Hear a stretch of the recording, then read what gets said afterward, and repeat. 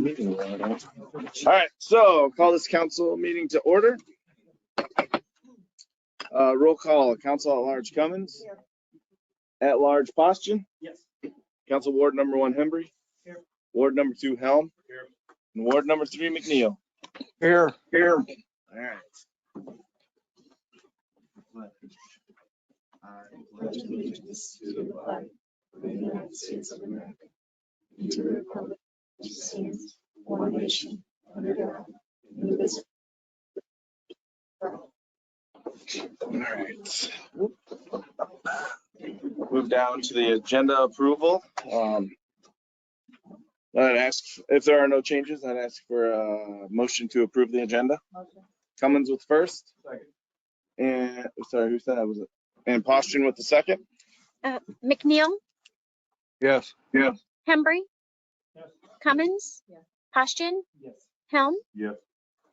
All right, so now we'll move down to the communications section. This is the part where anybody can address the city council on anything.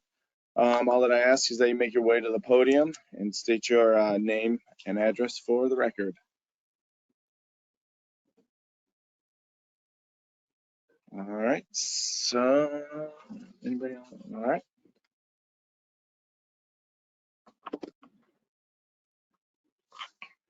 All right, seeing that there are none, I'll close that portion of the meeting and we'll move on to the consent agenda. And these are items that can be enacted with one motion, and it's the approval of the council meeting minutes from January 24th, the approval of the Cedar County Fair donation, the approval of the liquor license for Mi Tierra at 310 Cedar Street, approval of a liquor license event for an event at St. Mary's Hall, the approval of the appointment of Larry Hodgson to the Planning and Zoning Commission, and also the approval of the claims register, which includes claims paid under the current purchase policy. Are there any of these that need to be pulled out?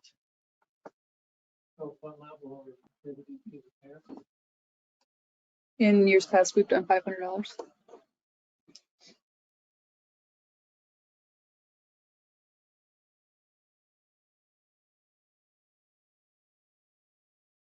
Can entertain it. There's a. What's the next level?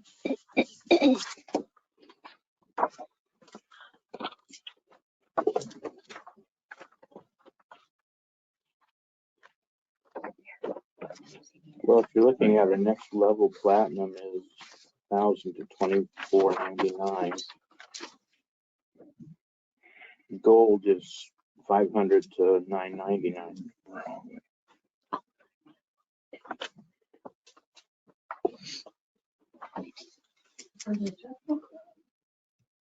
So does anybody want to change that or stick with the 500? All right. I'll make a motion to approve that. All right. Cummins with the first to motion the consent agenda as is. Second. Helm with the second. Hembry, Yes. Cummins, Yes. Poston, Yes. Helm, Yes. McNeil. Yes. Yes. All right, so we'll move down to city business. The first one is an ordinance. It amends chapter 6, the city elections. It was previously approved on December 20th. And after this first reading, I'll request the rules to be waived and pass it the second and third time. Are there any questions on this? For You want to mention, it has a minor change. So the Secretary of State called last week. The only change is with the first, second, and third precincts, we have the ward in parentheses behind it. So they just wanted it a little bit clearer for everyone. So that is the only change to it. And they were okay with that in submitting it today. all right, if there are no questions, is there a motion to pass the first reading? Helm with the first and Cummins with the second. Cummins, Poston, Yes. Helm, Yes. McNeil, Yes. Yes. Hembry. Yes. All right, so now I'll ask for a motion to waive the rules of the meeting. To proceed Oh, to the second and third. Yes, so then proceed to the second and third readings. Helm with the first and Cummins with the second. Cummins, Poston, Helm, Yes. McNeil, Yes. Hembry, All right, then I would ask for a motion to pass this ordinance for a second time, for the second reading. Cummins with the first, Helm with the second. Cummins, Posturing, Helm, Yes. McNeil, Yes. Hembry, All right, then I would ask for a motion to pass the third reading of this amendment. Helm with the first and Cummins with the second. Cummins, Posturing, Yes. Helm, Yes. McNeil, Yes. Hembry, All right, moving down to number 2, it's a resolution that names the depositories for the city funds. Melissa? This is just an annual resolution that we do. The one update to this resolution was just updating Abby's term expiration date to December of 2025. Otherwise, nothing else was changed. All right, any questions for Melissa? Seeing there are none, is there a motion to approve this resolution? Hembry with the first Second. and Posturing with the second. Posturing, Yes. Helm, Yes. McNeil, Yes. Hembry, Cummins, All right, number 3, discussion and possible action to approve a farm lease. This would be fixed cash rent between the city of Tipton and a tenant, but also authorizing the minor changes to be made by the city manager and city clerk. Mr. Wagner? Yeah, and this is for approximately 14 acres that Flip Hargrave sold to the city. It's part of a future airport project. We've been trying to find contact information with the current renter to see if he wants to continue renting from the city, as he had been with Flip. Linda managed to find get his email, and I only was able to email him what you had in your packet today. Before we had an old phone number, it was disconnected or changed. So we're asking if, since he hasn't had a chance to review it, that if he has some minor things he wants to change or add, if they don't substantially change the lease agreement, if we can have the added authority to make those changes, as long as they're in the spirit of what you're seeing in the package. Any questions?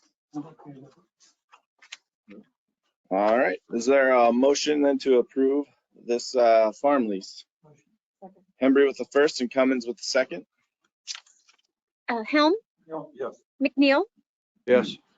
Hembry, Cummins, Posturing, All right, number 4, this is a discussion of possible action to amend the Housing Sustainability Program administrative plan. It's a CDBG owner occupied exterior housing rehab grant. It is required by the state of Iowa and recommended by the grant administrator. Mr. Wagner? Yeah, this is just a minor, Melissa, I think you put this on. Yeah. It's just a minor change to what we had before. And it was originally approved in July of 2021. So she just requested that we add this addendum to it. All right. Any questions for Melissa? Since there are none, is there a motion to approve this amendment? Helm with the first and Cummins with the second. McNeil, Yes. Hembry, Cummins, Posturing, Helm, All right, so down to number 5, which is discussion of possible action concerning hiring a school resource officer in partnership with the Tipton School District. Chief Dufour? So you all received the information in your packet. There was a small, I didn't proofread it good enough. On page 1, it says 90-day notice. Under terms of agreement and renewal, terminated, like either party 90 days written statement. And then on page 4, it has 60 days. It should say 90 days on both of those. That was a mistake on my part. I didn't put that. And then I was talking with Mr. Wagner about, for either party,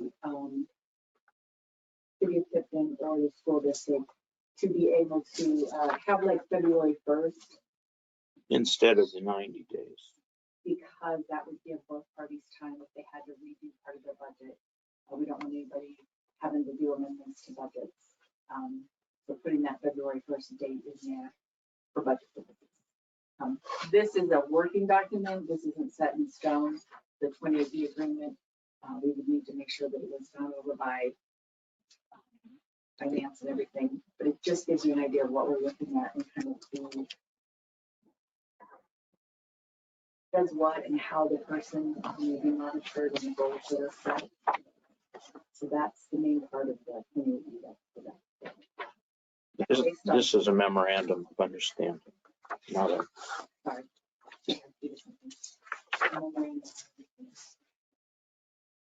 Everything else in your packet outlines what we're talking about. And at this point, unless you want me to read it word for word, you have questions about this position. It will be staffed at the high school, correct? It will be staffed, I'm sorry, it would be staffed mainly probably at the elementary, middle school, but then it would be utilized at the high school. Talking to like Mr. Evans, the high school biggest need for this would be if there was somebody that did something inappropriate and showed up to class under the influence, come over, and then dealing with student attendance, being able to go and bang on the doors, get like, we're really struggling with some of the independence problems at the high school that we could have this person help facilitate getting those kids to school. I mean, with staff shortages right now, it's crazy, and this would provide another additional resource at the high school. Troy and Lori can kind of talk about like how that would be utilized at the elementary and middle school. I can see an advantage of having a resource officer for a couple of different reasons. I think it's often thought little kids, little problems, and that is not what is currently happening. After a long career in education, I feel very entitled to say I've seen great shifts in what our littlest kids are coming to school with. And they're very dysregulated, they're very explosive, they're combative, they're physical with adults.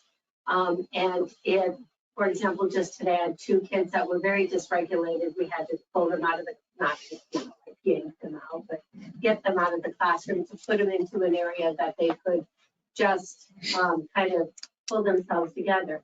There are times that kids do get pretty tough and rough, even at the elementary. I don't know. I almost sometimes think it's more in the elementary anymore than it is, because when they get older, they have other skill sets that they can apply to help self-soothe or help them with their anger or frustrations that they have. Oftentimes they don't have the language or the communication skills, but they can articulate. Behavior is a symptom of something.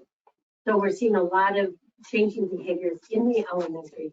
Another thing is, and I think it's very fair to say this too, that when we call for parents to come in, sometimes dealing with the parents can be very difficult. I know on 2 occasions the last 2 years, we have had to put a kind of like, don't come on the property, and Officer DeFore and Officer Dirks would be able to corroborate that story, those 2 stories, because of parents coming in and they're not in a state of mind in order to be calm and collected to deal with the situation at hand. So just that I can see the value of a presence just to kind of help us to work through what it is that needs to be worked through and keep the emotion at bay. That's just kind of quickly. Just as Lori was talking, I sit on the Big Brothers Big Sisters Advisory Council for Cedar and Muscatine County. And anytime we can get a positive role model in the schools and around some of our youngest kids, I think is positive. We have a number of students in Muscatine, students coming to school families, and most of the time that they're living with mom, and so anytime we can get another adult male role model that serves in that can exhibit and model positive behaviors and just be another person, another avenue for that person to communicate with, I think is beneficial. And as Chief DeFore and Officer Dirks presented to the school board, the feedback I got from our school board is that they're entirely supportive of exploring this partnership. But one of the main reasons they're in favor of exploring this partnership is because the person that's been promised to let us be part of this is Dave Dirk. So I mean, it's a testament to his character and the reputation he has within the school community, but also within the community of Tipton. Yeah, just to ask the question, David, since you were mentioned, how do you have an idea of how you would approach the job, how you would establish yourself in the job? No. Do you have that, Stuart? Because it's new, I have an idea of things I would want to do, but it's very generalized. It would be more very generalized at this point because I've been trying to talk with other SROs, get some ideas. There's schooling, there's training that helps with that as well. My general idea to answer that in short would be, my goal would be to be seen and part of every classroom from kindergarten on up somehow throughout the course of the whole year, period, in and throughout. What can I do? And as we met with this school board, my goal is I just want to be another link in the chain of what can our role, what can we do to come in and say, you're not doing anything wrong, but what can we do to help? Because I'm in the schools often and I see it's not, when I was in school as a student, unless I was blind, it seems like it's teachers today have a different role, whether they got into it without knowing that or not, than what they had when I was a student. And they're blooming and they're coming in as 4 or 5 years ago doing DARE for the first time. And I just was like, wow, this is crazy, these teachers. And so all I'm looking to do is, what can I do to be a link in the chain? How can I help? What can I do to come alongside and partner shoulder to shoulder with our schools, with the administration, the parents, as Mrs.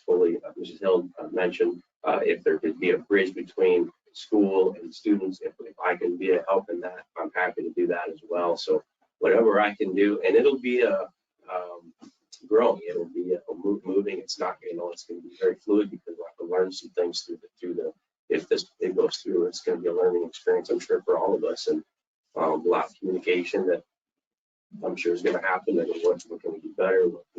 So I don't know if that answers your question, but that's well, it sounds like you do have a pretty good idea of how to start off and establish yourself. So that's what I was wondering. very good. Thank you. Because yeah, you'd still be the DARE officer, right? You'd still be Yes. doing that. Yeah. I mean, just in general, you had all these activities listed in here about how the police are currently involved in the school. What does that mean for all those things? I mean, you'll just continue to do all that? Yeah, so whatever was listed there, we're not going to stop anything, and those are just small parts that we're able to do with what we have now. So now, if with a full time, somebody there full time, you might be able to expound on some of these even more. It also takes more than one officer to do. So when we do the bike rodeo, there's 2, maybe 3 officers. Another point with the school resource officer is the continual safety and risk assessment of the building, the kids, and all 3 buildings and their surroundings.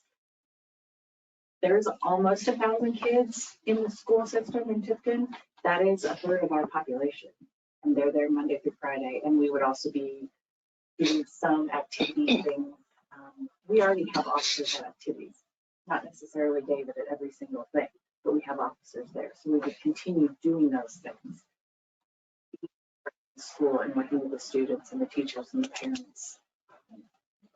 We just feel that's paramount in keeping everybody safe. So what kind of schedule are you thinking this would be then? When school's in session, Monday through Friday. What do we figure, 7:30 to 3:30. Then when school's not in session, that would be the 25% of the city that officer would cover, like summers and breaks. They would be part of the rotation, or they would be covering vacations, or they would be an extra person. I also think I put it in there that I have reduced part of the police budget because we would have another person to help with vacation, people when they take time off. What about? That was covered. So that's where that would come in. So with while school's in session, Officer Dirks would be at the school. And is there a training, I apologize if it was in there, I missed that. Is there some sort of training that's specifically for this position? Yes, it's usually in Des Moines, and I believe it's a 5-day training. He's been in contact with actually one of the board members, so they will be trying to get him. Right now, the closest one is Indiana, but it is in Des Moines. It just may not be till the fall or next spring. And how many people will go to that training? Just Officer Dirks? I went to it before I started the DARE program, so I haven't had the training, but it would be Officer Dirks. So the way this is written, somewhere in there, it speaks in a general term and not specifically that it would be Officer Dirks, but it is Officer Dirks.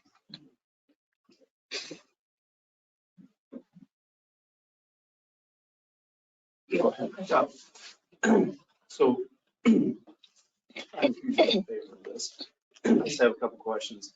Do we need to hire another police officer then? Yes.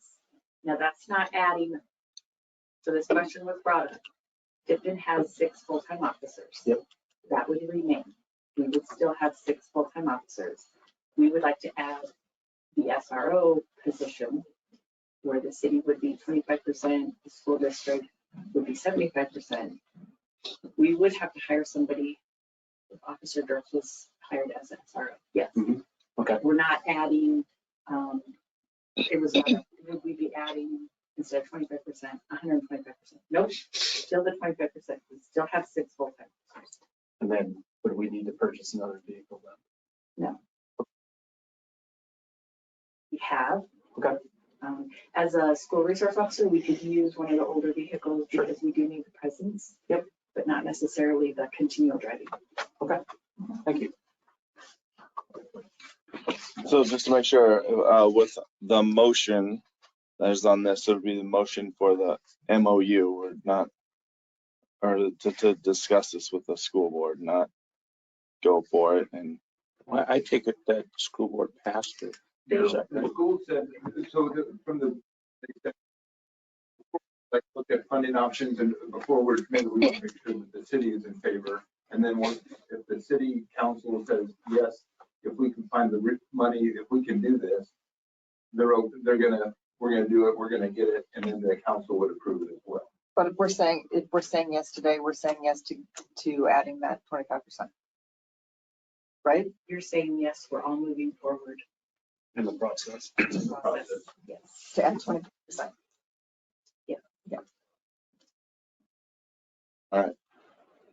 So Lisa, I have a question. Yes. With the larger cities removing resource officers, how does that apply to the small town? Well, something that is happening now that they've removed them, they're starting to ask for them back. They're finding that that was a very valuable resource for the teachers and the students and the parents.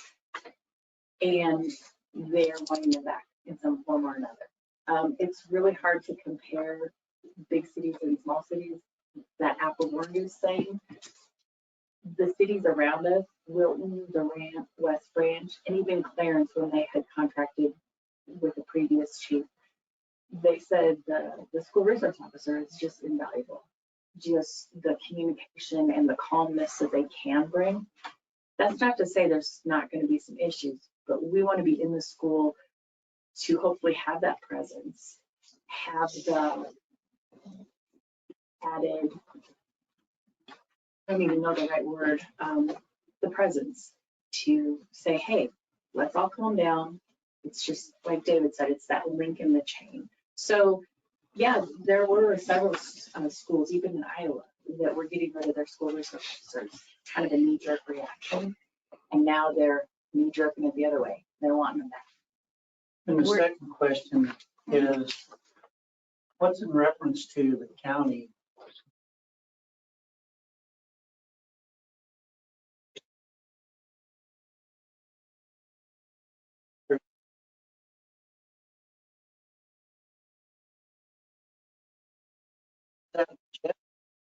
Well, you know what? I didn't read that anywhere, and I don't know anything about it. So unless it's going to be at one of the schools that are in the county that don't have their own police department, that would be my only idea where that came from, but it's not within the Tipton.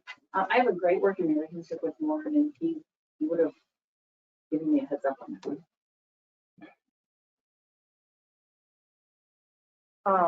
You mentioned talking to other SROs around the area. Where are you looking? Where have you been talking to people? Where are you finding To Officer Meyer in Durant, to Kathy Steen in West Branch, and then I just reached out to Tom Dobbs. He's up in Marion. It's a bigger school, but he's been doing it for 10 years. And so he was my latest. I haven't had a chance to get together with him yet, but he's been doing it. And he's actually on the board of the Iowa School Resource Officers. So he was going to be a guy I was going to pick his brain a lot. I only make the contact with him and set up the meeting to try to get, I was going to see how far we're going here, and then we'll kind of, so getting some of those in place.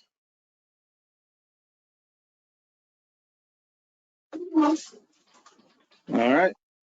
Then if we don't have any more questions for the school or Chief Dufour, I would ask for a motion one way or other on this. Make a motion to approve. Posture with the first to approve. I'll second. Helm with the second. Hembry, Yes. Cummins,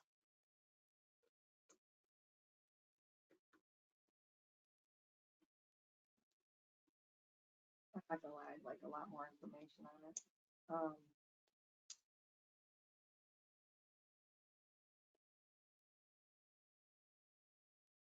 I guess I gotta say no right now.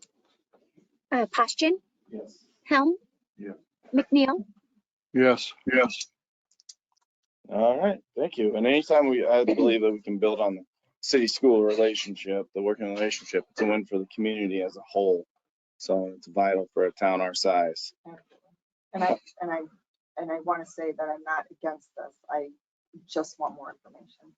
And I would be more than happy to ask any questions and stop in anytime. And it sounds like it'll come back for another vote Yes, eventually. this is just so everybody can move forward. Kirby German and I and Heidi Shoemaker, were on a call with Bobby Hoffman last Thursday. We were talking about SSA, but Joe Burnett from Wilton brought up, and I think there is some legislation in Des Moines right now about using and having some additional funding sources for SROs in the school. I think the legislature right now sees the value in it, and he indicated that he had a meeting later that day, specifically on the topic of SROs and funding for schools. So it's something that's a hot button issue in Des Moines right now, and that legislative session that's kind of moving through. And we have talked that this needs to, I'm not trying to push anything through quickly, but both entities have, and March seems to be by the end of March, we need to have things in place. So, yep, and just so you know, it's not something that's gonna lay around for 6 months. It's gonna be moving questions or concerns or something that we didn't address. Please call us. If we don't know the answer, we'll find it. Okay, thank you. Sounds good. Thanks for coming out and helping us maintain a relationship with the school. All right, number 6, discussion and possible action concerning an easement agreement between the city of Tipton and US Bank to attach some mural panels. Ms. Beck? So we are moving forward. Some time ago, you did approve this particular mural, and I put it on your agenda item so you can see it again. The committee, actually, Mr. Smock's daughter was one of them. 3 high school students, a senior citizen, and then Christine Booby were all on this committee. And now we just want to move forward with the easement with US Bank to get the mural attached. And one thing we're going to do again this time, like we did with our mural that's on the hotel, is have a community painting where people from the community come in and also help with painting the mural. The artist will take it back to her studio and do it, of course, but we can do some things to help her with that. So I'm just asking that you approve that we move on with this easement so I can contact our artist and we can start ordering supplies. All right, any questions for Linda Beck? Is there a motion to approve? Henry with the first Second. and Helm with the second. Cummins, Poston, Helm, McNeil, Yes. Yes. Embry. Yes. And then just to let you know really quick, I just applied for another grant. I'm working with the Rickery to put a mural on her building. So we'll see how that grant goes. I won't know till May, but we're really gonna make our downtown very artsy to invite people to come and eat, shop, and stay with us a little bit. So things are going very well. Awesome, thank you. All right, down to number 7, which is discussion possible action requesting a special council meeting, but it's only if needed on February 17th at 5:30 at the fire station before our already scheduled city budget workshop. Melissa? Or no, Brian? Yeah, in part, it's a reminder that the budget workshop was scheduled back some time ago for February 17th. But we adjusted the budget timeline from your typical council meeting schedule so that your meeting tonight would occur as scheduled, but the second meeting in February is moved to 28th.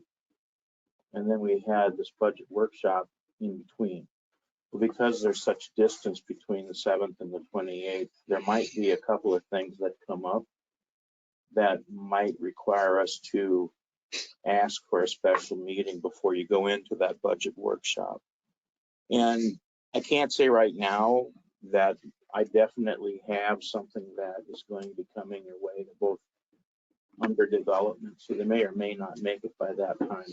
But I just wanted you to keep in mind, I don't really need a motion, although it's set up to be a motion. I just want you to be aware that we might ask for a special meeting ahead of that budget workshop. All right. All right, since it doesn't need a motion, we'll move on to number 8, which is the discussion of possible action requesting a city council work session on the February 28th at 5 p.m. and it would concern an amendment to the city ordinance pertaining to business enterprises. Mr. Wagner? Yeah, now this one I would ask for a motion on, and that's to do a half-hour work session ahead of that meeting. A business enterprise, we have an ordinance that allows for home occupations in business enterprises.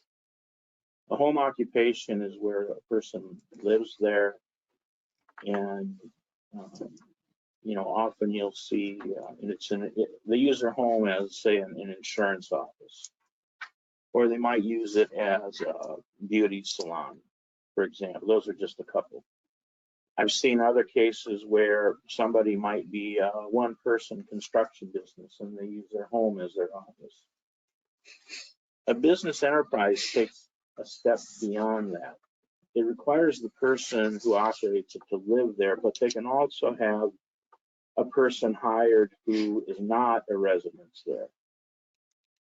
We have someone who lives at another location, owns a house in town, wants to use it as a business enterprise or have a commercial use, but the changes that they're asking to the current ordinance to allow what they want to do are significant to extensive.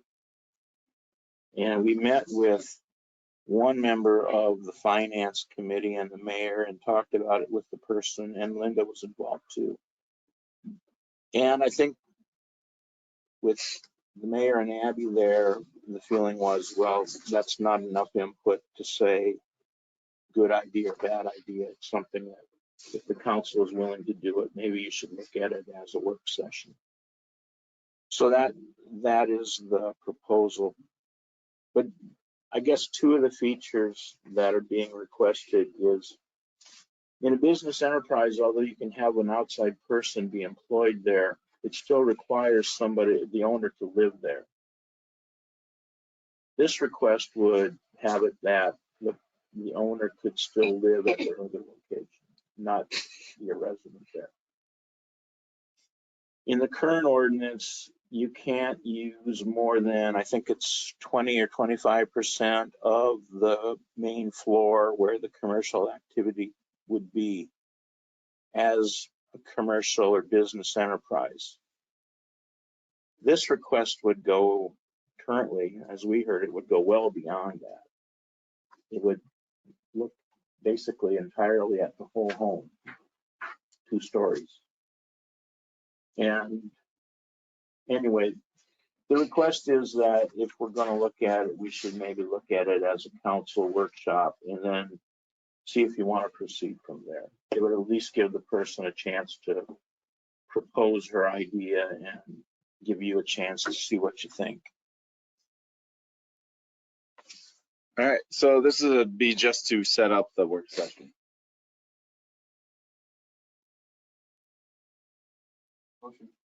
Poston with the first to approve and set up the work session. Cummins with the second. Helm, Yeah. McNeil, Yes. Yes. Hembry, Yes. Cummins, Poston. Yes. All right, so that takes us down to the reports, the mayor's report.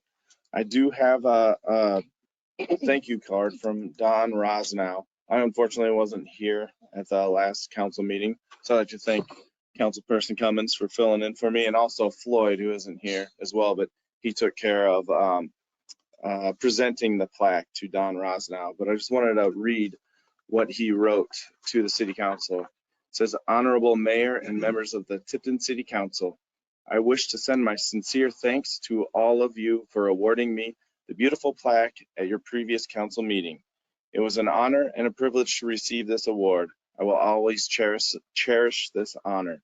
Thanks sincerely, Don Rosnow." So that'll be included with the council meeting minutes as well. Yeah, thank you for all of his years of toil here at the city. And that's it for my report. Is there any council? Committee reports? City manager? Nothing tonight. Department heads? Nope. All right, so that moves us down to adjournment. Is there a motion to adjourn? Motion.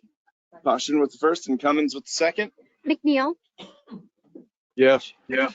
Hembry, Yes. Cummins, Yes. Poston, Yes. Helm. Yes. Thank you, everybody. We are adjourned.